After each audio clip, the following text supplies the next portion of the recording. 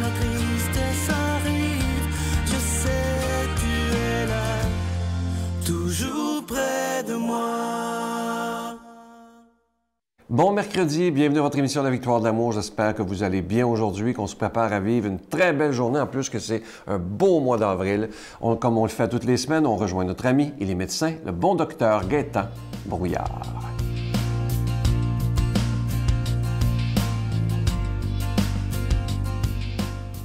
Bonjour tout le monde. Ce matin, nous allons parler de l'ostéoporose. Et je vais essayer de démystifier aussi ce processus qu'on appelle l'ostéoporose. Ostéo qui veut dire os et porose qui veut dire donc qui vient du mot poreux finalement. Donc c'est l'os qui commence à se déminéraliser, qui perd ses minéraux graduellement. Et une des causes qu'on a remarqué, souvent c'est pas le fait qu'on n'a pas assez de produits minéraux, c'est que le corps sous l'effet d'un état inflammatoire ne sera pas capable de garder ses minéraux au niveau de la structure osseuse. Le squelette, c'est un peu comme le réfrigérateur de nos minéraux. Le corps va emmagasiner dans notre ossature tout ce qu'on appelle dans les minéraux. Et lorsqu'il y a un besoin de minéraux, il va aller les chercher, donc des os, et les remettre en circulation pour aider les cellules. Donc, c'est un peu comme le frigidaire, si on veut, des minéraux, c'est notre ossature. Donc, c'est très important. Et une chose qu'il faut apporter le plus d'attention, c'est diminuer notre état inflammatoire. L'état inflammatoire en général, que ce soit pour un diabète, par exemple, maladie cardiaque, des troubles de vascularisation, etc., dès qu'il y a un phénomène inflammatoire, l'os risque aussi de devenir inflammatoire et ne pas garder justement cette charge minérale. C'est un peu comme si les minéraux vont passer à travers les trabécules osseuses, mais sans être capables de se fixer à cause de l'état inflammatoire. Donc, qu'est-ce qui va créer aussi cet état inflammatoire? On en revient encore, c'est ce fameux sucre. Plus on prend de sucre, plus le calcium va avoir tendance à diminuer dans le système osseux. C'est un peu comme si le sucre vole le calcium. Et donc, au niveau des dents, on va avoir un problème. Et donc, au niveau également de l'ossature comme telle, donc l'ostéoporose. Donc, on avait parlé des boissons gazeuses, par exemple. Les boissons gazeuses, c'est à diminuer, à cesser si vous avez un problème d'ostéoporose. Donc, c'est très important à ce niveau-là. Et les problèmes qu'on va voir aussi chez la femme lorsqu'il arrive la ménopause, par exemple, la baisse d'hormones, des estrogènes et principalement aussi de la progestérone en tout début, va avoir tendance à créer chez la dame un problème au niveau de son ossature. Donc, manque d'hormones égale aussi difficulté à fixer les minéraux dans les os. Et une autre chose de laquelle on oublie puis qu'on a parlé, c'est l'exercice. Si on ne fait pas d'exercice, c'est un peu comme si le corps reçoit comme message « j'ai pas besoin de fortifier mon ossature puisqu'il ne sert pas à grand-chose ». Plus vous allez faire des exercices, plus les muscles, les tendons vont tirer sur l'os avec l'exercice, plus l'os va vouloir se défendre, donc augmenter sa charge minérale. Donc c'est très, très important l'exercice, beaucoup plus que prendre des suppléments. Et si on parle de suppléments, évidemment, c'est la vitamine D, la D3 avec le K2. Pourquoi le K2? Bon, la vitamine D va aider à aller chercher le calcium de notre alimentation, l'augmenter, le calcium. Et quand votre calcium est dans le sang, il s'agit de l'apporter maintenant au niveau de l'os. Et le K2, donc la vitamine K2, va permettre justement à apporter ce calcium dans l'os. Donc, je vous souhaite d'avoir une ossature en bonne santé et passer une excellente journée. Notre Père qui es aux cieux, que ton nom soit sanctifié, que ton règne vienne, que ta volonté soit faite sur la terre comme au ciel. Donne-nous aujourd'hui notre pain de ce jour. Pardonne-nous nos offenses comme nous pardonnons à ceux qui nous ont offensés. Ne nous laisse pas entrer en tentation, mais délivre-nous du mal, car c'est à toi qu'appartient le règne, la puissance et la gloire pour les siècles des siècles. Amen. La Victoire de l'amour présente Approfondir sa foi, découvrir Jésus, vrai homme, vrai Dieu. Un parcours biblique d'une durée de plus de 6 heures sur l'homme de Nazareth qui a transformé le monde à tout jamais. Avec l'abbé Donald Thompson et Pierre-Luc Bordelot, partez à la découverte de Jésus le Christ. À partir de 49,99 $, obtenez-le en ligne sur notre site Internet à lavictoiredelamour.org ou en format DVD. Composez le 514-523-4433 ou 1-888-811-92-91. Je suis tellement content de vous parler de ce beau cadeau du mois d'avril. Il s'agit d'une exclusivité de la Victoire de l'amour. Ça a été fabriqué au Québec. Il s'agit d'un véritable bijou. C'est une épinglette plaquée or de la Vierge Marie et l'épinglette, elle est déjà bénite. Et évidemment, ça se donne très, très bien en cadeau. Et ça a été fabriqué par les mêmes fabricants qui avaient fait le pendentif de la Vierge en décembre dernier, qui est de toute beauté. Alors, c'est vraiment de très, très grande qualité. Et je vous rappelle que c'est avec un don de 25 $. Et si vous en voulez deux, avec un don de 40 $. Je vous remercie de tout cœur de donner des mains à la Providence parce que vous savez qu'on doit payer pour être à la télévision, que ce soit pour la production et la diffusion. Je vous donne l'adresse pour ceux qui veulent faire leur don par chèque. Alors, c'est la Victoire de l'amour, casier postal 120, succursale Boucherville à Boucherville, le J4B 5E6, je vous la redonne. La Victoire de l'amour, casier postal 120, succursale Boucherville à Boucherville, le J4B 5E6. Également par téléphone, par carte de crédit dans le 514-523-4433, 523-4433 ou sans frais le 1-888-811-9291, 1-888-811-9291 et aussi sur notre site Internet qui est une façon très rapide et très sécuritaire de faire votre don, le www.lavictoiredelamour.org. Alors, je vous rappelle, ce magnifique cadeau du mois, ça a été fabriqué sur mesure pour la Victoire de l'amour. Il s'agit d'un véritable bijou, une épinglette plaquée or de la Vierge Marie. Et cette épinglette, elle est déjà bénite. Je veux vous dire merci de tout cœur de votre grande générosité. Et je vous rappelle que vous recevrez également un reçu pour fin d'impôt. Merci de tout cœur de votre générosité et merci aussi de votre prière. C'est extrêmement important.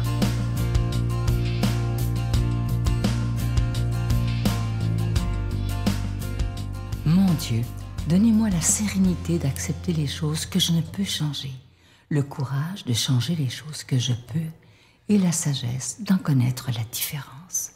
Amen. Aujourd'hui, la parole de Dieu est proclamée par notre ami Pierre-Luc Bordelot.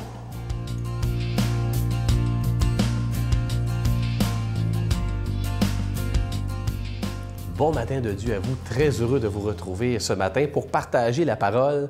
Moi, j'aime beaucoup prendre la parole, je suis un gars qui a de la facilité, pour mieux la donner. Mais là, quand on donne la parole à Dieu, pour moi, là, je suis sur mon X, comme disent les personnes. Alors, on y va rapidement avec la parole, l'Évangile selon Saint Luc. Le 3e jour après la mort de Jésus, 2 disciples faisaient route vers un village appelé Emmaüs, et ils parlaient ensemble de tout ce qui s'était passé. Or, tandis qu'ils parlaient et discutaient, Jésus lui-même s'approcha, et il marchait avec eux. Mais leurs yeux étaient aveuglés, et ils ne le reconnaissaient pas. Jésus leur dit, « De quoi causiez-vous donc tout en marchant? » Alors ils s'arrêtèrent, tout tristes. L'un d'eux, nommé Cléophas, répondit, « Tu es bien le seul de tous ceux qui étaient à Jérusalem à ignorer les événements de ces jours-ci? » Il leur dit, « Quel événement? » Ils lui répondirent, « Ce qui est arrivé à Jésus de Nazareth. Cet homme était un prophète puissant par ses actes et ses paroles devant Dieu et devant tout le peuple. Les chefs des prêtres et nos dirigeants l'ont livré, ils l'ont fait condamner à mort et ils l'ont crucifié. Et nous qui espérions qu'il serait le libérateur d'Israël. Avec tout cela, voici déjà le 3e jour qui passe depuis que c'est arrivé. À vrai dire, nous avons été bouleversés par quelques femmes de notre groupe. Elles sont allées au tombeau de très de bonne heure et elles n'ont pas trouvé son corps. Elles sont même venues nous dire qu'elles avaient eu une apparition, des anges qui disaient qu'il est vivant. Quelques-uns de nos compagnons sont allés au tombeau et ils ont trouvé les choses comme les femmes l'avaient dit, mais lui, ils ne l'ont pas vu. Il leur dit alors, « Vous n'avez donc pas compris? Comme votre cœur est lent à croire tout ce qu'ont dit les prophètes, ne fallait-il pas que le Messie souffrit tout cela pour entrer dans sa gloire? » Et en parlant de Moïse et de tous les prophètes, il leur expliqua dans toute l'Écriture ce qui le concernait.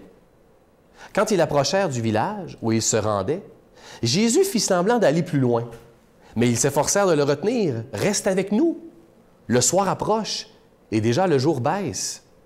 Il entra donc pour rester avec eux. Quand il fut à table avec eux, il prit le pain, le rompit, dit la bénédiction et leur donna. Alors leurs yeux s'ouvrirent et ils le reconnurent. Mais il disparut à leur regard. Alors ils se dirent l'un à l'autre, « Notre cœur n'était-il pas brûlant en nous, tandis qu'il nous parlait sur la route et qu'il nous faisait comprendre les Écritures? » À l'instant même, ils se levèrent et retournèrent à Jérusalem. Ils y trouvèrent réunis les 11 apôtres et leurs compagnons qui leur dirent, « C'est vrai, le Seigneur est ressuscité. Il est apparu à Simon-Pierre. » À leur tour, ils racontaient ce qui s'était passé sur la route et comment ils l'avaient reconnu quand il avait rompu le pain. Ah, incroyable, hein? C'est bon d'écouter ça, ça me fait du bien de le lire. Je sais, en le lisant puis en vous le jouant, on dirait que je me retrouve sur la route avec Cléophas et les disciples d'Emmaüs. Jusqu'à quel point c'est vrai ce qui est là. C'est nous, ça. Nous sommes les disciples d'Emmaüs. Moi, en tout cas, je ne sais pas pour vous, mais c'est incroyable comment on ne le reconnaît pas. Il est parmi nous et on ne le reconnaît pas. Il a une nouvelle forme de présence, c'est clair. Il n'est pas avec nous, ce serait le fun, assis à mes côtés, je pourrais le toucher, saluer, faire un câlin, vous comprenez ce que je veux dire? Comme quand une personne décède aussi, hein, elle nous manque. Mais le Christ a une présence renouvelée qu'on se doit, moi je pense, de reconnaître. C'est beau parce qu'il dit, Jésus lui-même approcha et il marchait avec eux. Mais leurs yeux étaient aveuglés et ils ne le reconnaissaient pas. Moi, je pense que c'est ça notre vie. Jésus marche avec nous et on ne prend pas le temps de le reconnaître. Comment on fait pour le reconnaître, par exemple? Comment vous faites, vous, pour le reconnaître? C'est quoi l'exercice que vous avez pour faire « ça, c'est le Christ qui marche avec moi. Il est là. » Et quand est-ce que je vais me réveiller? Vous avez remarqué une chose très importante dans le texte? Ils ne reconnaissent pas Jésus quand il parle. Ils reconnaissent Jésus lorsqu'il agit. C'est quand il rompt le pain. Il fait quelque chose d'officiel. C'est pas quand il leur parle. Hein. Pourtant, avant, il leur parle des Saintes Écritures, par voie d'on. On dirait qu'ils font c'est correct, on l'a déjà entendu, quasiment. Non, là, il s'installe au repas, rompt le pain, là, il le regarde, il fait oh là là, ça, c'est un geste que seul lui peut faire. Voilà comment, moi, je pense qu'on peut reconnaître le Christ. Pas tant par nos paroles, même si elles sont importantes là, quand même, c'est surtout par nos gestes. Que nos gestes et nos actions soient ouverts vers l'action du Christ aussi. Prenons le temps de déposer ça en prière, c'est important. Seigneur Jésus, ouvre ma vue à ta présence renouvelée. Ouvre mon regard à ta forme d'action dans notre monde. Et permets-moi de te reconnaître là où tu es. Permets-moi de te reconnaître là où tu agis. Au nom du Père et du Fils et du Saint-Esprit. Merci Seigneur que je puisse reconnaître ta présence. Je vous salue Marie, pleine de grâce. Le Seigneur est avec vous. Vous êtes bénie entre toutes les femmes, et Jésus, le fruit de vos entrailles, est béni. Sainte Marie, Mère de Dieu, priez pour nous pauvres pécheurs, maintenant et à l'heure de notre mort. Amen.